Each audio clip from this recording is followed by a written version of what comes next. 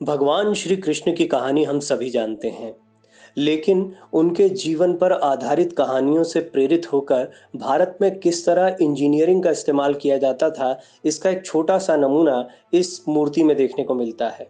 यह मूर्ति करीब 250 साल पुरानी है। अंदाजा लगाया जा सकता है कि भारत में परंपरागत पूजा पद्धति में भी इंजीनियरिंग का इस्तेमाल होता था, कि जिस तरह भगवान श्री कृष्ण को उनके पिता वासुदेव उफनती नदी से गोकुल तक ले गए थे, कुछ उसी अंदाज में इस मूर्ति को डिजाइन किया गया है।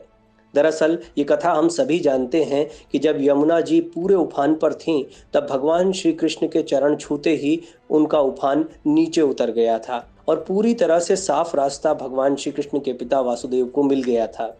कुछ उसी अंदाज में जब तक इस मूर्ति की कटोरी में पानी पूरा नहीं भर जाता और जैसे ही वो भगवान श्री कृष्ण के चरणों को छूता है, वैसे ही छिद्र से पानी पूरी तरह निकल जाता है। उसके पहले एक बूंद भी पानी इस कटोरी से बाहर नहीं निकलता है। किस तरह खेल खेल में हमारे यहाँ इंजीनियरिंग की कई महत्वपूर्ण बातें समझाई जाती थी, इसका अंदाजा इस छोटे से प्रयोग से लगाया जा सकता है।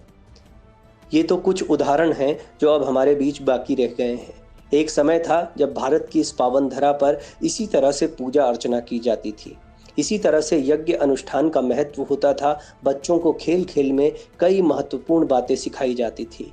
खास तौर पर फिजिक्स, केमिस्ट्री और मैथमेटिक्स, ये तीन ऐसे विषय थे जिसमें भारत ने चरमोत्कर्ष पर पहुंचकर पूरी दुनिया के लिए महत्वपूर्ण सिद्धांत खोजे।